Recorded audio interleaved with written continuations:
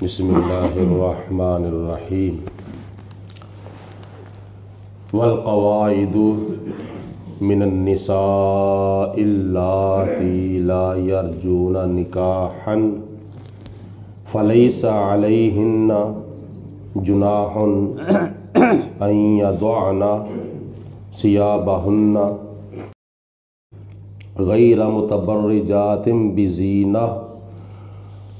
व अन यस्तअफ़िफ़ना खैरुल लहुन्न वल्लाहु समीउन अलीम। सूरत नूर की आयत नंबर 60 यानी 60 है। अल्लाह ताला ने इरशाद फरमाया कि वो औरतें जो बैठने वाली हैं, वल क़वाइदु मिनन निसाई, औरतों में से वो औरतें जो बैठने वाली हैं, अल्लाती ला यरजूना निकाहन, जिनको निकाह की अब कोई उम्मीद नहीं है, यानी वो इतनी बूढ़ी हो चुकी हैं, इतनी ज़ईफ़ हो चुकी हैं कि अब उनको निकाह की कोई उम्मीद नहीं है, यानी वो इतनी बाँझ हैं कि अब वो निकाह कर भी लें तो उनसे औलाद नहीं हो सकती। या मुफस्सिरीन ने लिखा है कि वो औरतें जिनको देखने से किसी गैर मर्द के दिल के अंदर किसी किस्म का कोई ख्याल नहीं आता, उनके पर्दे के बारे में अल्लाह पाक ने क्या फरमाया है, फ़लैसा अलैहिन्ना जुनाहुन, उन पर कुछ गुनाह नहीं है कि अगर वो अन यदअना सियाबहुन्ना, कि अगर वो अपना पर्दा उतार दें तो उनके लिए कोई हर्ज नहीं है, उनको कोई गुनाह नहीं है, मगर गैर मुतबर्रिजातिन बिज़ीनत, कि वो क्या नाम है, उनकी जीनत ज़ाहिर ना हो, इतना को वो पर्दा उतार सकती हैं कि उनकी जीनत ज़ाहिर ना हो। जीनत से मुराद मुफस्सिरीन ने लिखा है कि उनके सर के बाल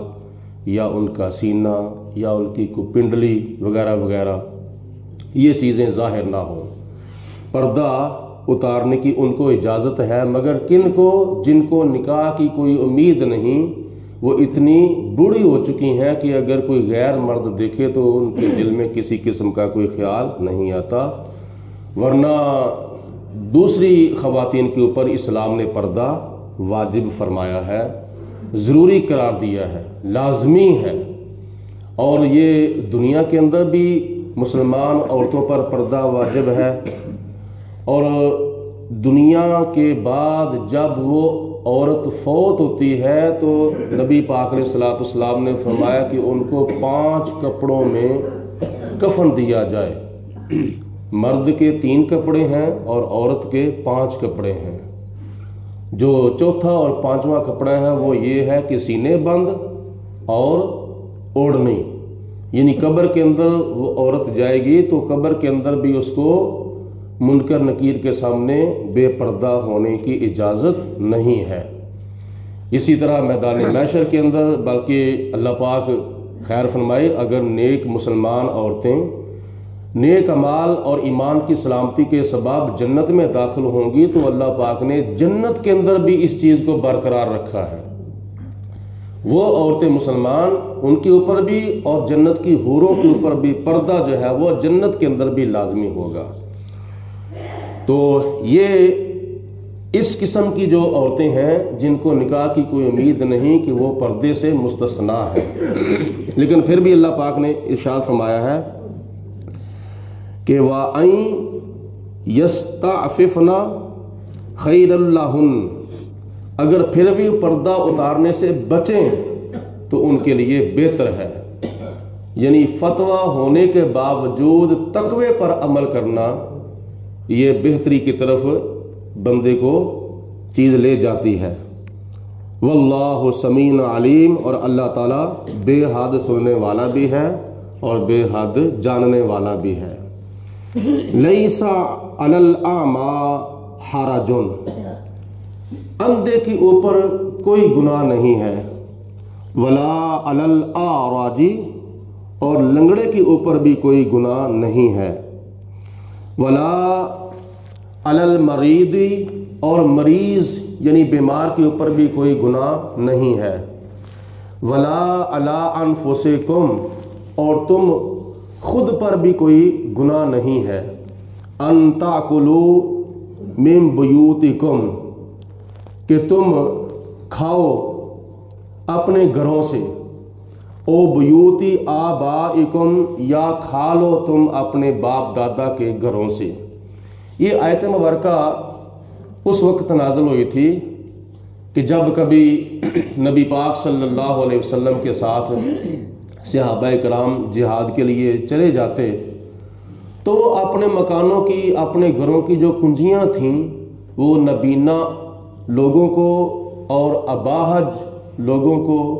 اور بیمار بوڑھے لوگوں کو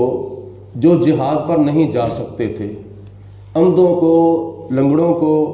اور اباہج لوگوں کو وہ اپنے گھروں کی چابیاں دے دیتے تھے، اور ایک تو ہماری گھروں کی حفاظت ہوگی، دوسرے نمبر پر ان کو کوئی کھانے پینے کی ضرورت ہوگی تو وہ بھی کھا پی لیں گے۔ تو اس کے باوجود یہ لوگ کھانے پینے سے پرہیز کرتے تھے، بچتے تھے کہ اگر ہم کھا پی لیں گے کہ شاید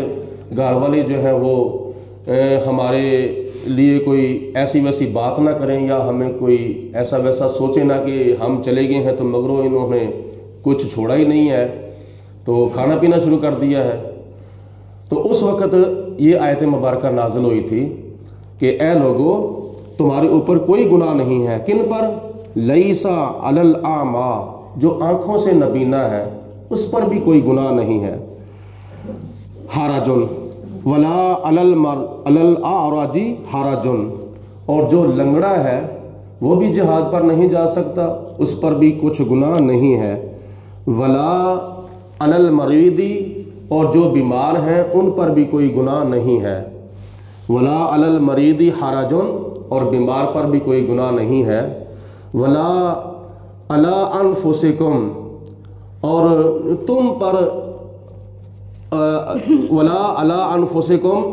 ان تاکلوا، اور تم پر کچھ گناہ نہیں ہے، من بیوتکم، کہ تم اپنے گھروں سے کھاؤ، ان تاکلوا من بیوتکم، کہ تم اپنے گھروں سے کھاؤ، اور او بیوتی آبائکم، اور تم اس پر بھی کوئی گناہ نہ سمجھو کہ تم اپنے باپ دادا کے گھروں سے کھا رہے ہو، او بیوتی امہاتکم، اور اپنی ماں کے گھروں سے بھی کھانے میں کوئی حرج نہیں ہے، او بیوتی اخوانکم، اور تم اپنے بھائیوں کے گھروں سے کھا لو تو اس پر بھی کوئی گناہ نہیں ہے، او بیوتی اخواتکم، اور تم اپنی بہنوں کے گھروں سے بھی کھا لو تو اس پر بھی تمہارے لیے کوئی گناہ نہیں ہے، او بیوتی امامکم، اور تم اپنے چچاؤں کے گھروں سے کھا لو تو اس پر بھی کوئی گناہ نہیں ہے، او بیوتی اماتکم، اور تم اپنی پھپھیوں کے گھروں سے کھا لو تو اس پر بھی کوئی گناہ نہیں ہے، او بیوتی اخواتکم، اور تم اپنے ماموں کے گھروں سے کھا لو تو اس پر بھی کوئی گناہ نہیں ہے، او بیوتی خالاتکم، اور تم اپنی خالاؤں کے گھروں سے کھا لو تو اس پر بھی کوئی گناہ نہیں ہے، او ما ملکتم مفاتحہ، اور وہ جن کی کنجیاں یعنی فیکٹریوں، مارکیٹوں، کارخانوں کی کنجیاں تمہارے پاس ہیں ان سے بھی تم کھا لو تو تمہارے اوپر کوئی گناہ نہیں ہے، او صدیقکم، یا تم اپنے دوستوں کے گھروں سے کھا لو تو اس پر بھی کوئی گناہ نہیں ہے، لیس علیکم جناح ان تاکلوا، تمہارے اوپر کچھ گناہ نہیں ہے کہ تم کھاؤ جمیعاً کٹھے ہو کر، او اشتاتا، یا تم الگ الگ رہ کر کھاؤ تو تمہارے اوپر کوئی گناہ نہیں ہے۔ اس آیت مبارکہ میں اللہ تعالیٰ نے 10 قسم کے لوگوں کا ذکر کیا ہے، 10 قسم کے لوگوں کے گھروں سے تم کھا سکتے ہو، اپنے باپ دادا یعنی اپنے گھروں سے، جو تمہارے اپنے گھر ہیں، یعنی کہ بیوی کا گھر، خاوند کا گھر، دونوں کا ایک ہی ہے، اور اس گھر سے تم کھا لو تو تمہارے اوپر کوئی گناہ نہیں ہے، اور اس کے علاوہ اپنے گھر کے علاوہ اور دوسرے نمبر پر اپنے باپ دادا کے گھروں سے، اپنی ماؤں کے گھروں سے اور اپنے بھائیوں کے گھروں سے، اپنی بہنوں کے گھروں سے اور اپنے چچاؤں کے گھروں سے اور اپنی پھوپھیوں کے گھروں سے اور اپنے ماموں کے گھروں سے، اپنی خالاؤں کے گھروں سے، اور جن مکانوں کا تمہیں قبضہ ملا ہوا ہے، یعنی وہ کارخانے ہیں یا فیکٹریاں ہیں یا مارکیٹیں ہیں یا دکانیں ہیں یا کوئی بھی کاروباری ادارے ہیں، وہاں سے بھی تم کھا سکتے ہو، اور تم اپنے دوستوں کے گھروں سے بھی تم کھا سکتے ہو، اور کھانے سے پہلے تم الگ الگ ہو کر کھاؤ یا اکٹھے مل کے بیٹھ کے کھاؤ تو اس میں بھی کوئی حرج نہیں ہے، دونوں آپشن موجود ہیں۔ یہ آیت مبارکہ دوسرے نمبر پر اگلا حصہ اس کا اس وقت نازل ہوا تھا کہ کچھ لوگ صحابہ کرام میں سے ایسے تھے کہ کھانا پکا کر رکھ دیتے تھے اور مہمانوں کا انتظار کرتے تھے، جیسے حضرت ابراہیم علیہ السلام کی عادت مبارکہ تھی، جتنی دیر تک مہمان کوئی نہیں آتا تھا اتنی دیر تک کھانا نہیں کھاتے تھے، تو کتنا ٹائم گزر جاتا تھا، تو اللہ پاک نے ارشاد فرمایا کہ تم مہمان کے علاوہ اکیلے بھی کھا لو تو اس میں بھی کوئی حرج نہیں ہے، اگر مہمان آ جائے تو پھر بھی اس کے ساتھ کھاؤ تو پھر بھی کوئی حرج نہیں ہے۔ فَإِذَا دَخَلْتُمْ بُيُوتًا، جب تم اپنے گھروں میں داخل ہو وہ، فَسَلِّمُوا عَلَىٰ أَنفُسِكُمْ، تو تم اپنے آپ کو سلام کیا کرو۔ اپنے آپ کو سلام کرنے سے مراد جو تمہارے بیوی بچے ہیں وہ بھی تم میں سے ہی ہیں، تو ان کو سلام کیا کرو۔ گھر میں داخل ہوتے وقت گھر والوں کو سلام کرنا یہ بہت اچھی عادت ہے، اور گھر کی غربت اور فاقہ تنگ دستی دور کرنے کا ایک ذریعہ اور سبب ہے۔ گھر میں داخل ہو، بسم اللہ شریف پڑھ کر داخل ہو، اور اس کے بعد کوئی گھر میں ایک جی ہو، 2 افراد ہوں، 4 ہوں، 5 ہوں، والدین ہوں، بیوی بچے ہوں، کوئی بھی ہو، ان کو کہو السلام علیکم۔ اور روایات میں آتا ہے کہ اگر گھر میں کوئی بھی نہ ہو تو پھر بھی روایات میں آتا ہے کہ کیا کہنا چاہیے، السلام علی النبی ورحمۃ اللہ وبرکاتہ، پھر حضور نبی پاک علیہ السلام کی بارگاہ میں سلام عرض کرنا چاہیے، اور اس کے بعد تحیۃ من عند اللہ مبارکا طیبہ، پھر تم دعا کرو اللہ تعالیٰ سے برکت کی اور پاکیزگی کی، یا اللہ میرے گھر والوں کو برکت عطا فرما اور میرے گھر والوں کو پاکیزگی عطا فرما۔ کذالک یبین اللہ لکم الآیات، اسی طرح اللہ تعالیٰ اپنی کتاب یعنی قرآن مجید فرقان حمید کی آیات بینات بیان فرماتا ہے، یعنی دین کے احکامات اللہ پاک بیان فرماتا ہے تمہاری رہنمائی کے لیے، لعلکم تاکلون، تاکہ تم سمجھ جاؤ کہ ہم نے دنیا میں رہ کر آخرت کے لیے کیا کیا تیاری کرنی ہے۔ اللہ پاک ہم سب کو قرآن مجید فرقان حمید کی ان دی ہوئی تعلیمات کو یاد رکھنے کی اور ان پر عمل کرنے کی توفیق عطا فرمائے۔ یہ مہینہ ماہ جمادی الثانی جو کہ اسلامی سال کا 6واں مہینہ ہے، یہ مہینہ وہ ہے جس کی 22 تاریخ کو امیر المومنین امام المصدقین رفیق نبوت شفیق امت حضرت سیدنا ابو بکر صدیق رضی اللہ تعالی عنہ کا وصال شریف ہے، تو اس موقع کی مناسبت سے آج خطبہ جمعہ میں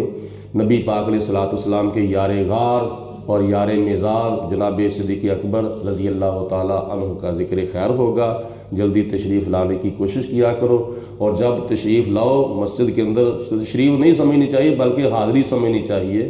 جب تم مسجد کے اندر حاضر ہو تو اگر اگلی صفوں میں جگہ ہو تو پھر پچھلی صفوں میں جان بوجھ کر نہیں بیٹھنا چاہیے، بلکہ اگلی صف کا زیادہ سے زیادہ ثواب جو ہے وہ حاصل کرنا چاہیے۔ جلدی بھی آنا چاہیے اور آ کر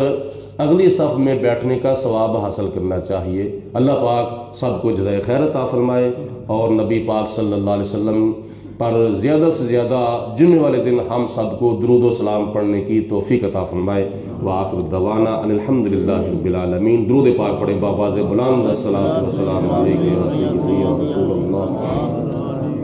وعلی آلک وصحبہ یا سیدنا حبیب اللہ،